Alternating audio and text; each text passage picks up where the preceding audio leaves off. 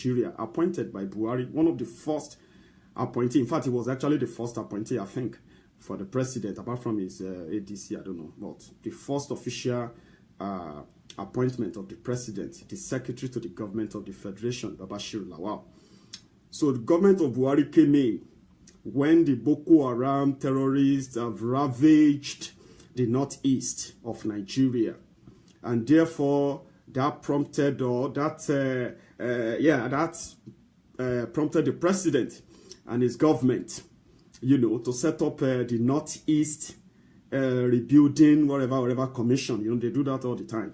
So, Rebuilding Commission, and they put the committee and every other thing that is going on in the Northeast in the office of the SGF, Secretary to the Government of the Federation. So in the process, the office of the Secretary of the Government of the Federation, which Babashir Lawal headed at the time, was in charge of taking care of the internally displaced persons, the IDPs, of the Boko Haram victims. So his office was in charge of taking care of them, rehabilitating them, and resettling them, which means those who have lost their means of livelihood, their homes and all that, they need to be resettled, rehabilitated, and then by the government, especially the committee set up by the president. Good, isn't it?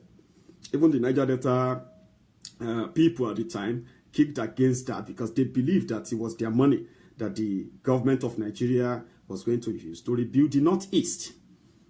But at the same time, it was a good move by the president and the government of Nigeria. So they put her in the office of Babashir Lawal. So in the process, they built a new camp, new IDP camp in Borno, in their Maiduguri metropolis and all those places. So they built IDP camps across the place. They brought people who were rescued from Boko Haram and all that. They brought them to the camp, so they were meant to be protected. At least they are no longer in the, under the, under the terrorists anymore. So they are now in care of the government. So whoever want to give anything to the IDPs, whoever want to support, whoever want to, do something in the Northeast, they have to go through the office of the Secretary to the Government of the Federation. So everything is channeled through his office, including the money budgeted for that exercise. So a few months after Babashir Lawal took office, and they, like I said, they settled the IDP camp, they set them up. This scandal started popping up from left, right, and center. People accusing those who are in charge of the IDPs of demanding for bribe before they could offer help to the victims of the Boko Haram. So all these things were coming up. At first, we were told that 150 trailers of grains that was meant to be sent to the victims of Boko Haram in these camps was diverted. That actually came out of the mouth of the wife of the president. So what happened? When Babashir Lawal took over, and they needed to really up the game in taking care of the victims of Boko Haram in their large numbers, including women and children, the silos, the current president of African Development Bank, Akinwumi Adesina, was our agriculture minister at the time. So they built silos under Jonathan. They built silos filled with grains. So when Buhari came in, he ordered that some of these grains should be loaded and given to the IDP, to the victims of Boko Haram, to feed them. 157 or 156 trailers of grains. And when I say grains, I'm talking about grains. You know grains, right? Millet, soya bean, and the rest of them. They took 150 trucks of grains, and in transit, over 100, immediately gone missing or thereabout. Over 100 disappeared. So that was the first scandal that should have brought down Babashir Lawal, but they buried it. Nobody heard anything about it anymore. Then another one came when the scandal of the people in IDP camps, they are now going on the street to beg to feed. Whereas there is already budget allocation, monetary allocation for that purpose through the office of the SGF.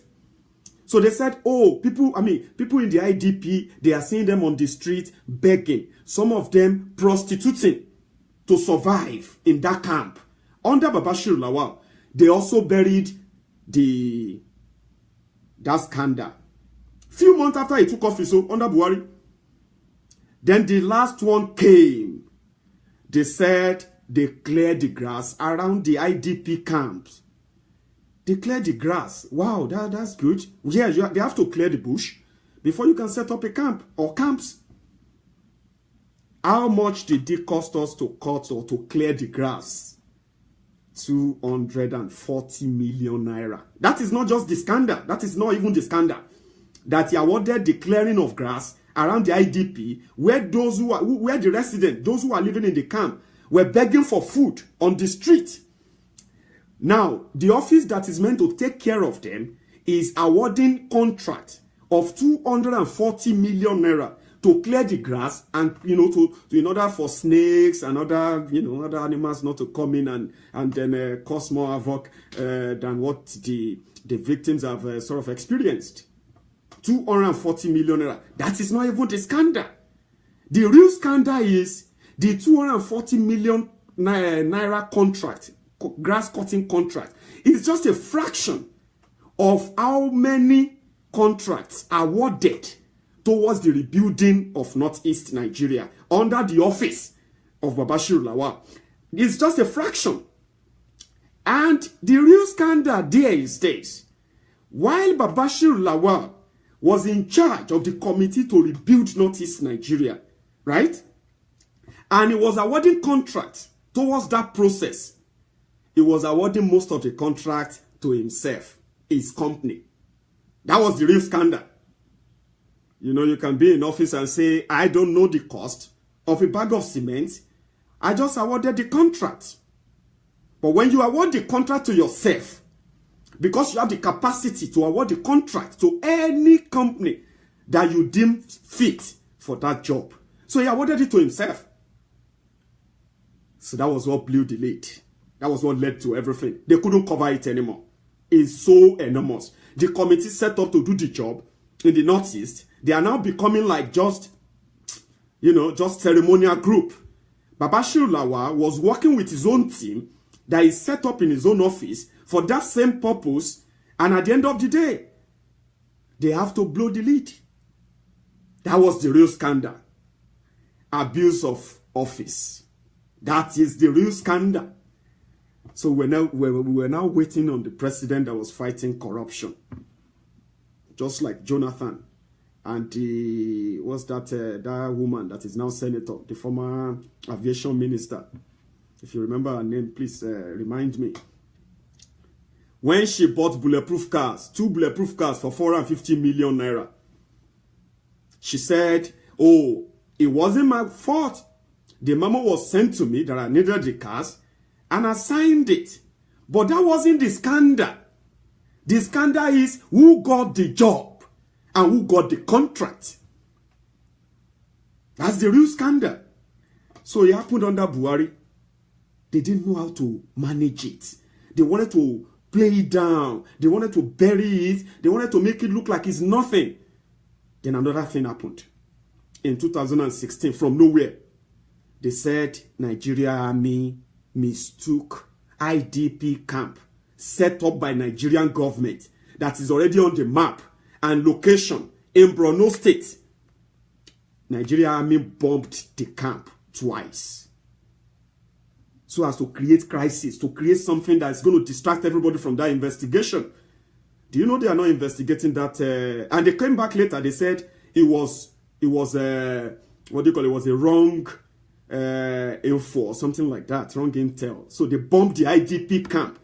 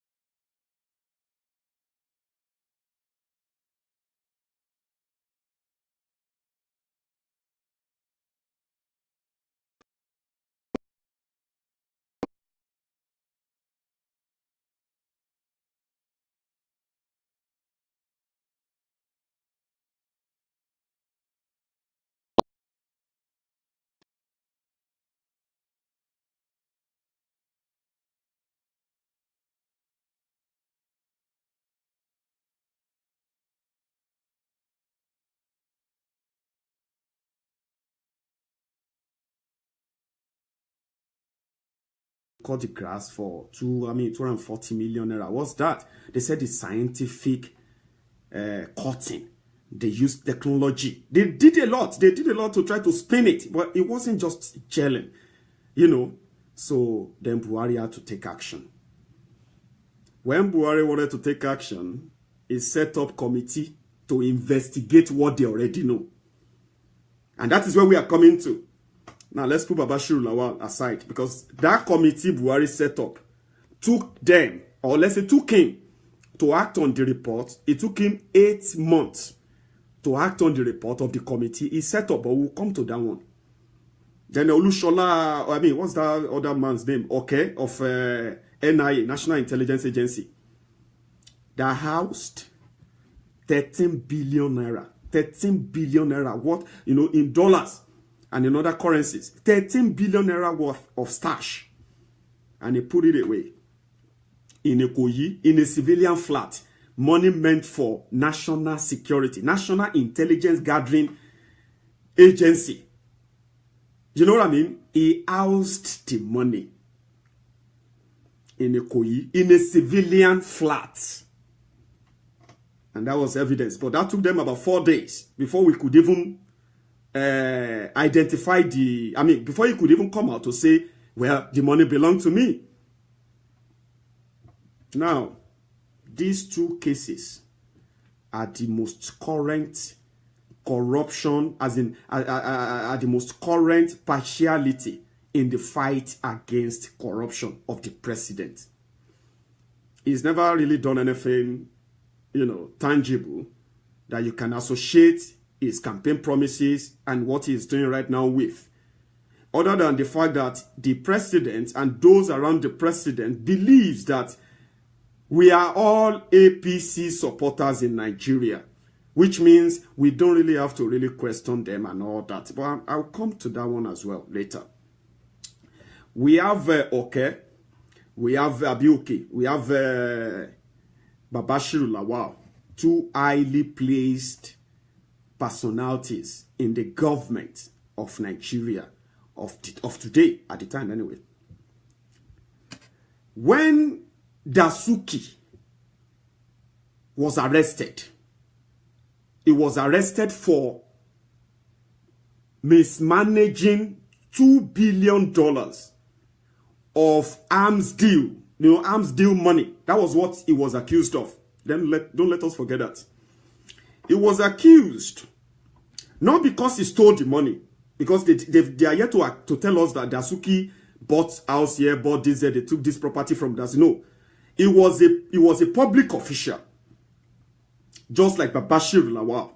He was a public official, and this government came in. They said he mismanaged $2 billion.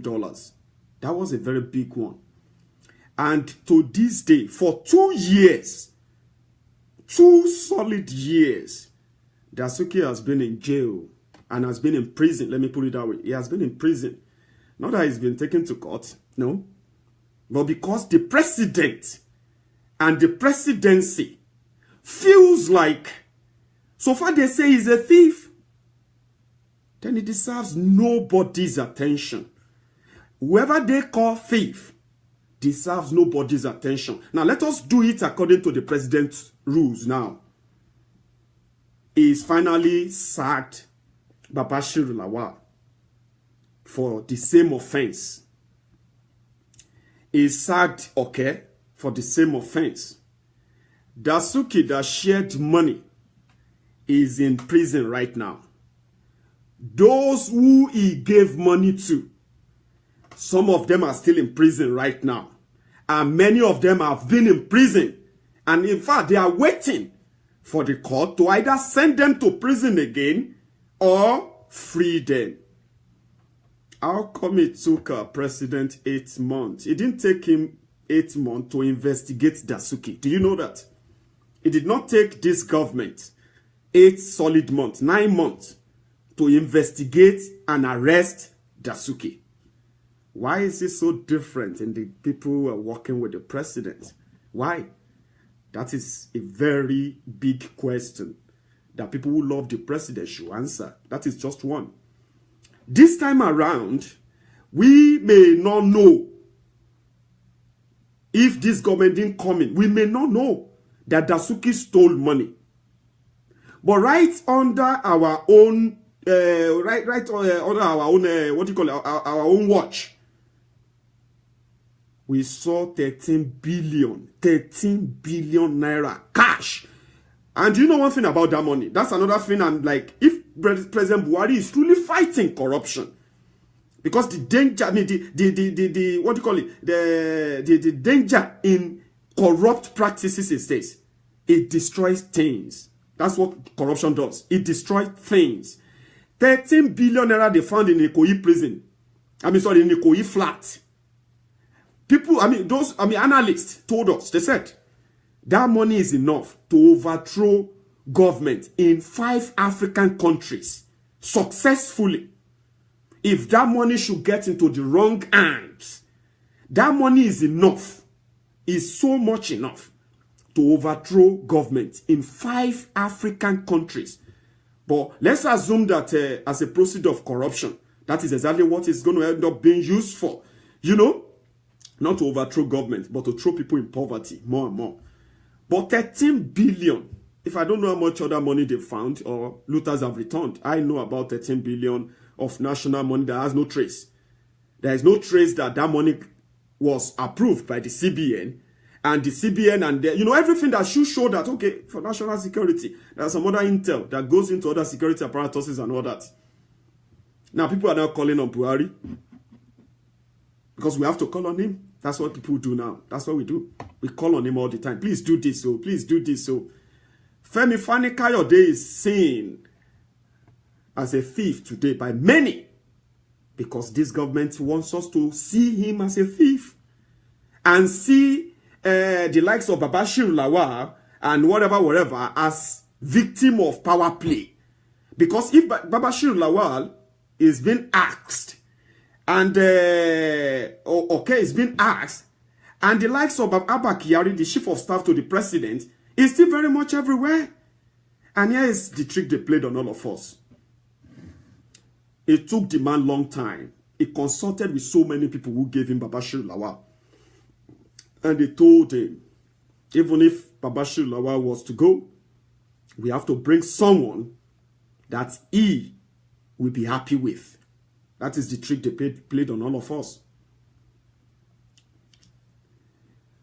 Boss Mustafa, the new secretary to the government of the Federation, formerly chairman of the Nigerian Waterways, whatever, I don't know what that means, was appointed by the president. He happens to be the first cousin to Babashir Lawal, the sacked secretary to the government of the Federation. Do the math, connect the dots, then you realize the trick here.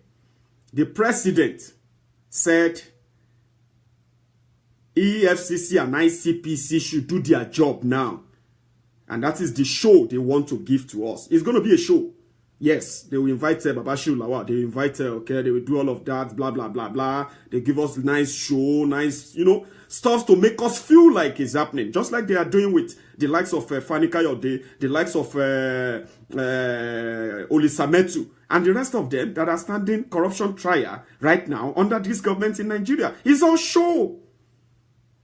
Everything is just show. The more you enjoy the drama, the more they give you the next episode. They give you more episode, they give you more episode. They make you feel like, now, Tinubu is back to him. I'll come to that one as well later.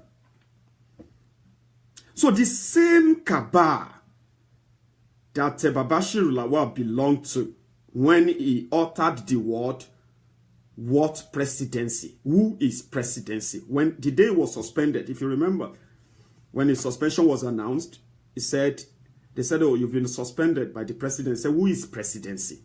Because he knows them. He knows everyone. They are the same. They do this every now and then. The same people that Babashir Lawal was working with in the government of Buhari, the likes of Malami, Attorney General of the Federation, the likes of Dan Bazau, the Interior Minister, the likes of Abba Kyari, the Chief of Staff, the likes of Maman Daura, the uncle to Buhari. These people work hand in hand and they hold grip onto the government successfully. So he asked, who is the presidency? The same people brought back Mena. Mena is also a victim of those power play just to entertain us, to make us feel cool. Right? Just last year, the internal bickering between these people within Buhari's government, who happens to be the presidency, this same set of people, one of them called Daura, I remember his name. Is it Maman Daura as well? Yeah, the guy in charge of DSS, who happens to be a family member of the president. He is in charge of DSS. Mena was made, we were made to believe that Mena was a fugitive on the run because it's the government. They tell us what they want us to believe. And they'll deal with us if we start to ask more questions. So they'll tell you what you have to believe. Just believe it. Don't question it.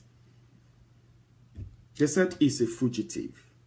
He ran away when his case was coming up. His corruption case was coming up. Mena came out. He said, I saved money for Nigeria. I stopped this social ministry from giving everyday millions of money to some certain individuals. I stopped that parastatal from giving free money to some certain government officials. I stopped that one. I saved money here. I saved money there. Blah, blah, blah, blah, blah, blah, blah. Our government told us he's a fugitive. And we must be careful of him. But the same government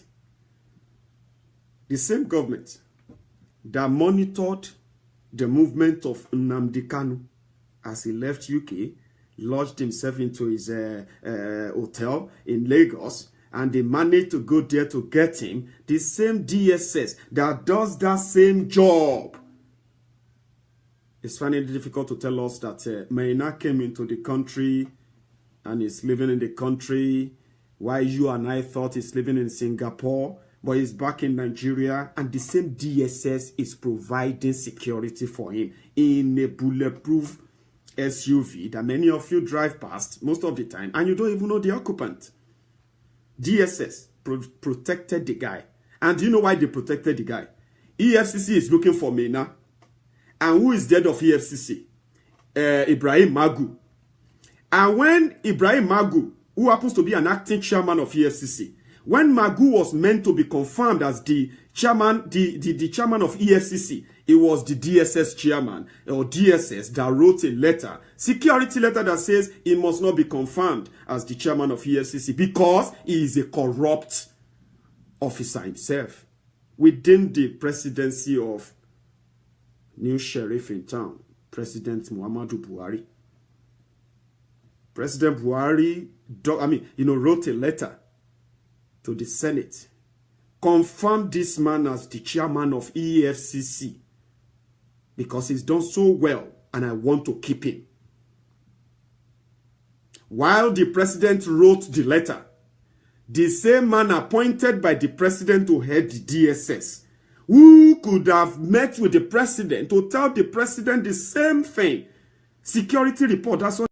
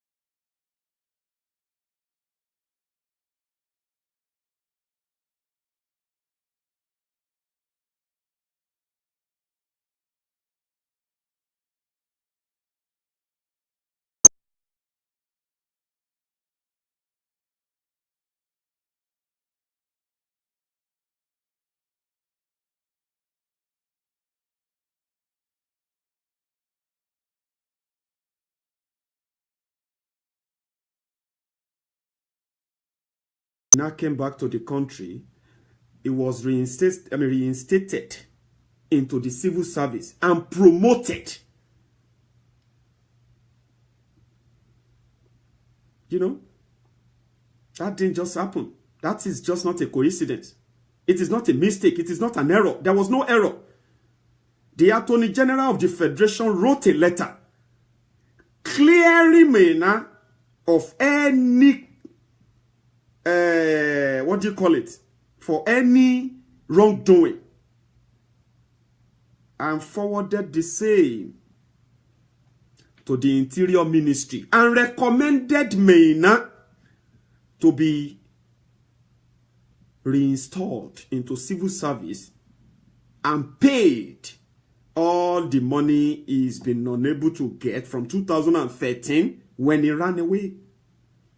And he was paid, I think they said they paid him 125 million naira in all for those years. So it was not a mistake. It was never a mistake. It was premeditated, planned for a purpose that is yet to be known. Because we have found out later that when in this short while, that many of you have forgot about Mena. When many of us have thought maybe Mena is actually going to keep living in Singapore or wherever he ran to at the time.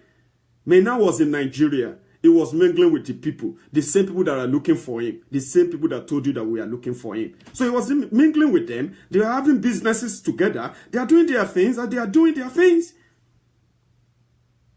And we have a president that takes no nonsense. Don't forget that. Buhari takes no nonsense. But that's a lie.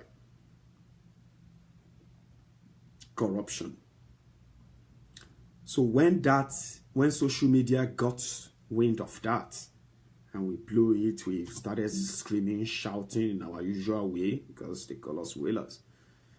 But every day they get there, those who are hailing are picking up the whaling form. Lately, they've been picking up the forms. They can no longer be lied to. And it's as simple as that. People can't be lied to for too long. You know? So that is not fighting corruption. The president shouldn't order anybody to arrest anybody. He is just an executive. He too should be investigated if the security apparatuses in Nigeria are truly independent. You know what I mean? President Trump in America is being investigated from day one he took office for his Russian connection and all that. And many of you are celebrating that. So that shows the independence of these bodies to strengthen democracy in Nigeria. President don't order people to arrest anybody. It's so abnormal. And then, it's actually corruption on its own. You don't tell security officials what to do. They can investigate you anytime. And they can talk to the press on their findings anytime. But not so in Nigeria because of our past military mentality, where the C would just come on here and it would just dish out orders, including the police, the judges, and it would just tell them, I have ordered them to go and do it. I called my CSO and I said, what was that all about? Okay, I gave the order that, okay, everybody. You don't give order in democracy. No. It is because of the corruption in the system. That is why any president or any governor will stand up and say, I have called the EFCC to command. Even when the president set up investigation panel or whatever he called it, that was headed by the vice president, Oshibaju, that was wrong. It is just our own Nigerian way of fixing things up. We fix things. Everything we have in Nigeria politically is fixed. We have police. And, well, we have EFCC, who deals with every other financial crime. So, ordinarily, for the fact that that scandal broke out, right? The first thing first was for the president to sack him, send him away, not to investigate him. That one is the job of those, we are paying. The EFCC, you don't tell them, come and do this, come and do that. Because with that, they say the president is interested. I don't want to offend the president. I don't want to, that is corruption on its own. So Buhari is not fighting corruption. Buhari is deceiving himself. That is the bottom line. He's not fighting any corruption. Because it is under this same Buhari We are reading all this mind-boggling revelations about the Inspector General of Police of Nigeria. Inspector General of Police that makes so much money through bribery. Is on record. But until when he offends the president or offends someone within the presidency, then they will set him up. They will say, okay, let us expose him. That's what they do. So when the chief security officer of the country is corrupt, is being accused of corruption, who is going to investigate him? Who? So these are questions we should be asking. And these are the reasons why things are not going the way they should go. They are not going because people are manipulating the system, giving you false expectation. But they are doing something different to what they are showing you. Every day, they are looting Nigeria blind. Every day, right now. Because they have managed successfully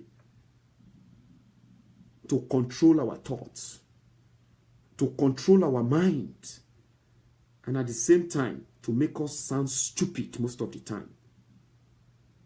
That is exactly what is happening. Party government. God bless you, Abiodun and Yodeji. Party government. As it was yesterday, so it is today. If you don't want it to continue tomorrow, start using your head. Told me one, my brother in America, he told me something, and I think he told all of us. He said, to break the chains of underdevelopment in Nigeria, let us start with power. When they say restructure Nigeria, restructure the political system is what we mean. You know, a situation whereby power is generated in Lagos, and we have to mount kilometers of cables from Lagos to Kano to every other places where we can actually develop that same power sector, that same power plant for them right there, save money from transmission that we have been facing, and let every region develop on their own. That is the kind of restructuring we want. And I listened to Fashola earlier today. In his interview on the TVC. I streamed that on my Eagles Diary earlier. He said they have started now. They are now allowing people who want to generate power independently. And when, for certain amount of megawatts, that now makes it a national thing. So if you want to generate 40 megawatts, if you have the capacity to generate 40 megawatts for the people of Ijebu-Ode, you can actually start now. I heard that from him. So this is a kind of restructured Nigeria we are talking about. When we want to restructure, let's restructure our political, let's restructure our political system. That is the real problem.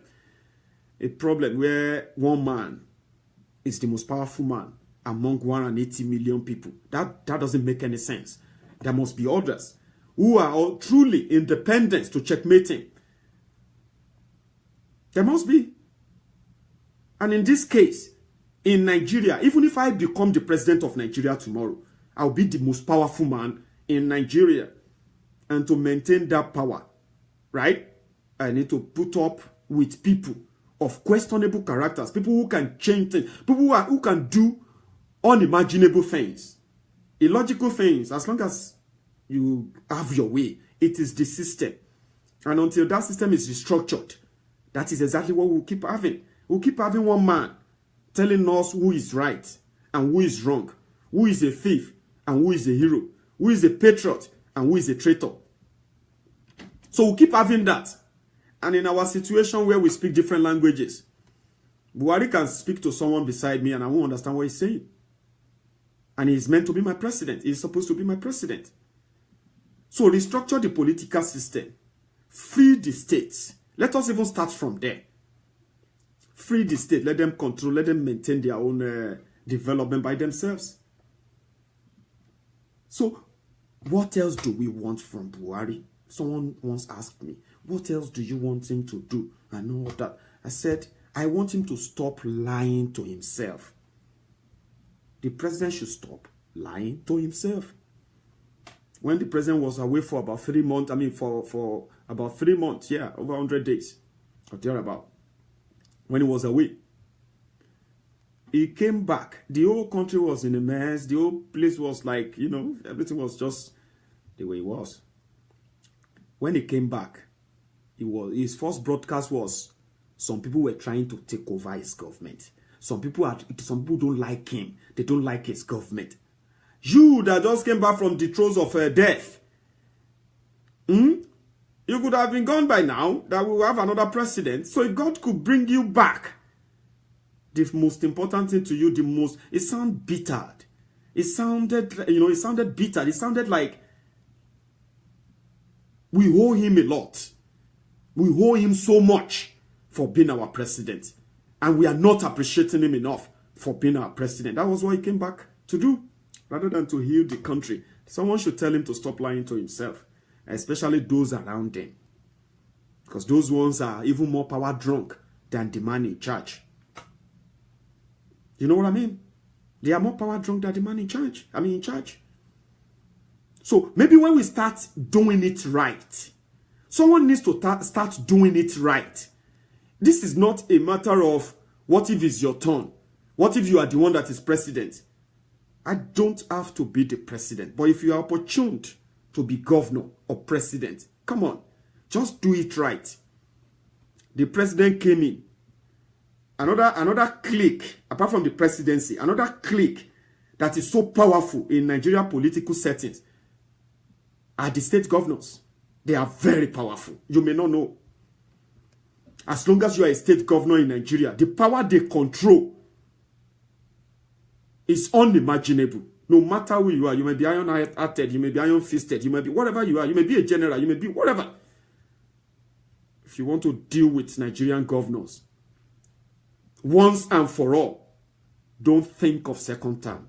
Clean this mess and fix this problem once and for all. And there's no better person to do that than Buhari. It's only Buhari that can do that. He's an old man. May God spare his life. He's an old man. He can't live for another 50 years. Yes. Even if he lives to 100, he can't live for another 50 years. To make him around 120 something years old. It's not likely. So, which means he has nothing to lose if he faces this canker worms once and for all. But can corruption fight corruption? That's the question we should ask ourselves. Can corruption fight corruption? President Buhari came in and the governors, in their own cunning ways, what did they do? They developed these scary proposals, memos. They started piling the office of the president with so much request. We can pay salary.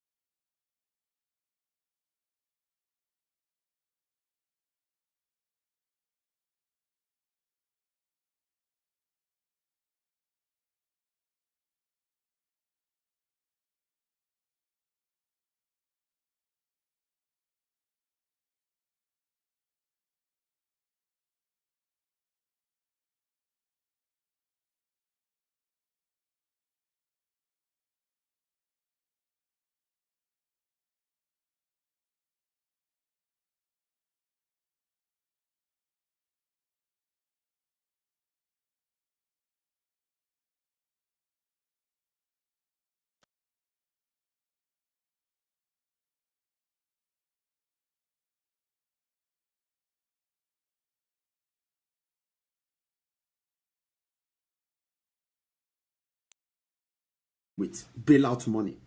You don't remember that, don't you? Bailout money. And the president released 400 billion naira as loan. Released another 260 something billion naira as bailout. So you can take bailout. Then you can also make requests for loan to augment the shortages. You know what I mean?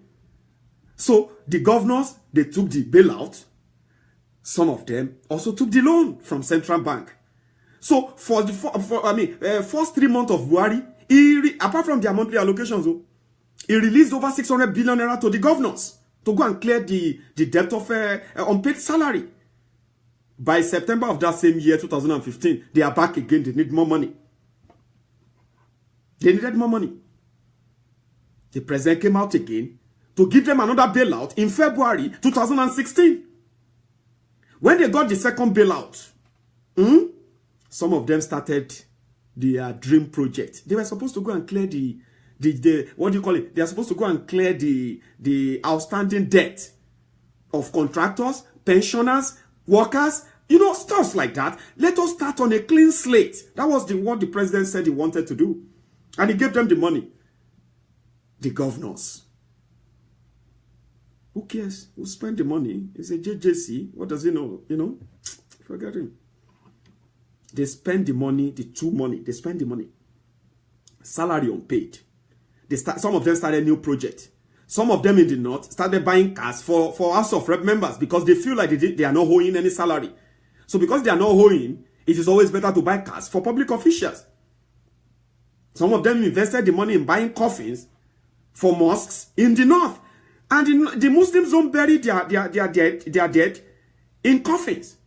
But Masari came out and he started supplying coffins. They said, oh, it's a coffin to carry the dead from mosque to where they want to bury the person. And they will return the coffin. They will return it back to the mosque. It's for the mosque use. That's what they used the bailout money for at the time. Why people were suffering, continued suffering. Then they said, oh, we are going to probe the bailout money. We have to probe the bailout money. Blah, blah, blah, blah, blah, blah. Story. As they were giving them bailout money, some of them started getting some loans for their state through the federal government. The federal government, through the central bank that says, they can take any money. They are governors. Come on, let them have the money. In my own state, in Ogun State, they were taking more loans. They say, we are LV. We can take more loans. But they are not using the loan for whatever they are taking it for. So they are doing all of this under demand that says it's coming to save us from these looters or from these criminals. They said he's a man of integrity. How do you rate integrity? When you see evil and you look away. And when people scream, you drag them closer and protect them. That is not integrity. We are not stupid. We should say that to ourselves all the time. That's not integrity. Osun State is in a serious mess. But Aregbesola, every time you give him mic today, he will start blabbing rubbish. He will want to blame someone. But people should now ask him, where is the bailout money? I'm still coming to Paris Fund though, because Paris Fund still joined. And these governors looted everything. And this president asked them nothing. And you want me to just come out here and say, oh, Buhari means well. Buhari means well. These are means and ways we waste money in the past. And we are still doing it. But this time around, they are doing it with so much deceit that even those they are stealing from will rather die for them than ask them questions of their loots and all that. They don't want to ask. But you are suffering silently. Whereas this money, that's the saddest part of the whole thing. This money, even if they had kept the money in Nigeria, the money will still add to the value of our economy. People will still have something. At least it will be within the economy of Nigeria. But no, immediately the money landed, they moved the money. You know that. All of you know that. That's what they do. So workers that Buhari released money for didn't get the money. Some of them were forced to start signing document, agreement that says they have been paid when they have not been paid. They are made to sign document that says they have been paid their salaries when they have not been paid in Nigeria. But yet, they are supposed to have been paid. Go to Kogi State. Look at everything that is going on there. And the governor of Kogi State is the son of the president. Are you saying that the President Buhari is reading another story about Kogi people, and we are reading another story about Kogi people that prompted, that made this most integrity, what do you call it, president, to keep mute when people's lives are being ruined? These are basic questions we should be asking. It's not about hating the president. Whether you love Buhari, whether you hate Buhari, it won't change anything. The only time you can check if your love or hate for him is important is during election. So if you can use your I don't like Buhari to vote him out, then that means you are important. Your hate for Buhari makes sense then. But if you can't use your love for Buhari to keep him in office, then your love is also useless to him. But what really matters now is our country and what is going on under Buhari that seems to be overwhelming him right now. Corruption is everywhere now, in a full-blown stature. And the man at the center still wants us to believe he's fighting corruption, when we can smell and sense corruption across all our local government and our states in Nigeria. Even Obasanjo, that some of us don't really like today, still used his office to fight corruption within his own party and his own government. The record is there. Governors were impeached because they had traces. They had something to hold, to attach them with, and then, punish them for. Governors. Buhari cannot even look at their faces because he's already sort of segmented them. The 5%ers and the 97%ers. So it depends on where you come from. It doesn't really matter. So he hates those he wants to hate anyway, and he loves those he wants to love. And those he loves are untouchable. You can't do anything. So these are the things we are demanding for. That let the government be transparent enough to serve us. Buhari can't fix our problem, but he should stop adding to our problem and raising our hope on wrong expectations. You know what I mean? There is corruption everywhere, and those we see living larger than their main, their main earnings, their official earnings, are eating and dining with the president. Senator Shehu Sani said that in Nigeria of today, corruption is being fought with insecticide against the opposition, and corruption is being fought with deodorant within the presidency. That is double standard, and double standard shouldn't be associated with man of integrity. And Buhari is a man of integrity. I don't hate him. I don't hate him. If he starts doing the right thing, which he swore to do, he swore to do that. So if he starts doing that, he will start earning he will start earning the respect of some of us, even though it may not be really consequential. It may not really add anything. Just like his packaged integrity means nothing to people like me. You know what I mean? I don't get deceived by what people of questionable character tells me to believe in. You know what I mean? So he should start doing it and start showing it. He should start doing it. Not all this package. I'm not even expecting him to, because it's not likely. But the truth of the matter is, we are not stupid about his fight against corruption, and we are not deceived by the sack of Babashir Lawal. Babashir Lawal should have been, his case should have been forgotten by now, if the government or the president allowed the security agencies, the anti-corruption agencies, to do their job. But is he going to let them do their job? No. It won't. Babashir Lawal left Buhari's government, replaced himself with his own first cousin, and that is where the new scandal is. That is where the nepotism we are talking about is. the nepotism known with the government of Buhari. That is exactly what we are pointing out. So when they come out with mask on, some of us will actually take off the mask and reveal the people behind the mask. So everything about them has been a sort of a masked government, party government. Just like in the past, it's not new. What is new is that this government is lying to itself, and it wants us to believe in his own lies, and also to live that lie, so that, you know, we have no reason to question them in the future.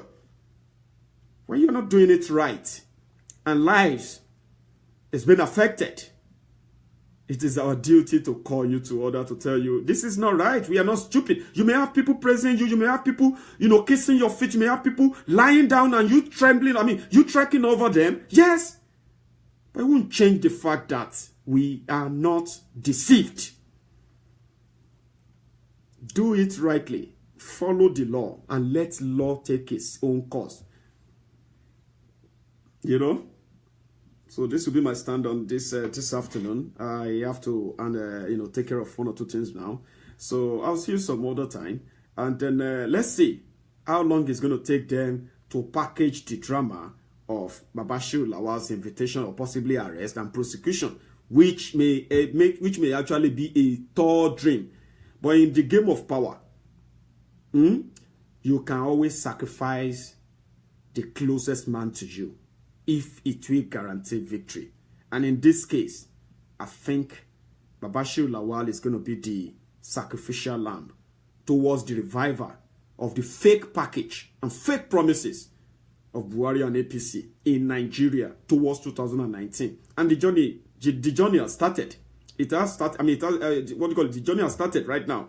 And only those who don't want to be informed, or who fail to be informed, or fail to accept the information that is abound around them, are likely to be deformed of the consequence of their ignorance. So until I see you some other time, keep watching my Egun's Diary and keep being you. Nigeria can get better if you try to get better first. And to be better, mindset is something very, very, very important and very powerful.